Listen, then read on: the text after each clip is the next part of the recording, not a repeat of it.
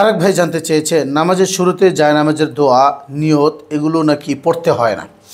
এটার ব্যাপারে বেশ কয়েকটা কথা আছে। আবু দাউদের মধ্যে চমৎকার একটা হাদিস আছে, 760 নম্বর হাদিস। সেখানে ইন্নি ওয়াজ্জাহত না হলেও এভাবে আছে যে ওয়াজ্জাহতু ওয়াজহিয়া লিল্লাযী ফাতারাস সামাওয়াতি ওয়াল আরদা হানিফা ওয়া মা আনা মিনাল মুশরিকিন ইন্না সলাতি ওয়া নুসুকি ওয়া মাহইয়ায়া ওয়া মামাতি লিল্লাহি রাব্বিল আলামিন। হাদিসের বর্ণনা এরকম যে রাসূলুল্লাহ সাল্লাল্লাহু আলাইহি ওয়াসাল্লাম নামাজে দাঁড়িয়ে তাকবীর পড়তেন, এরপরে এই দোয়াটা পড়তেন, এরপরে সূরা ফাতিহা বা অন্যান্য কিছু পড়তেন।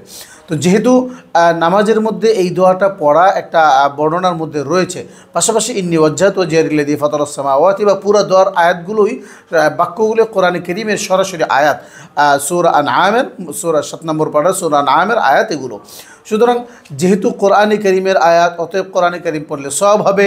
এরপরে নামাজে দাঁড়িয়ে রাসূলুল্লাহ সাল্লাল্লাহু আলাইহি ওয়াসাল্লাম পড়তেন, এই মর্মে আবু দাউদ শরীফে সুস্পষ্ট একটা হাদিস রয়েছে যার সনদ সহিহ, যার সনদের ব্যাপারে কোনো উলামায়ে কেরামের কোনো দ্বিমত নেই।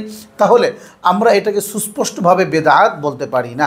তবে হ্যাঁ, এটা বলতে পারি যে নামাজে দাঁড়িয়ে এই দোয়াটা পড়তেই হবে এমন খুব জরুরি না বলাটাই উত্তম হবে, যদিও কিছু আলোচনা হাদিসের মধ্যে রয়েছে।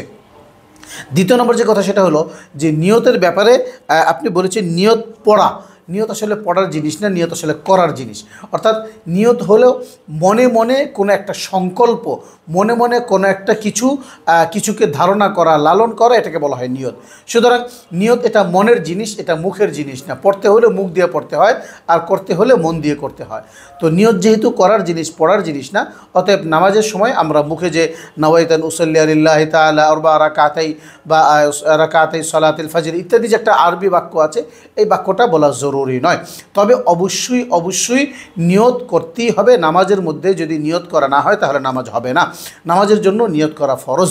এই ফরজ আদায়ের জন্য মূল কাজ হলো মনে মনে নিয়ত করা। কিন্তু দেখা যাবে আমরা যদি মনে মনে নিয়তের অভ্যাস করি, কখনো কখনো নিজের অজান্তেই নিয়তটা ছুটে যাবে। নামাজের মাঝে আমার মনে পড়বে আমি যেন কোন নামাজ পড়ছি। এই যে শুরুতে মনে না করার কারণে, নিয়ত না করার কারণে মাঝে গিয়ে আমি সন্দেহের মধ্যে পড়ে গেলাম, এতে আমার নামাজ ক্ষতিগ্রস্ত হবে, এমনকি নামাজই হবে না। এজন্য নিরাপদ হলো মুখে একটু বলে নেওয়া যে ফজরের 2 রাকাত সুন্নাত পড়ছি, আল্লাহু আকবার।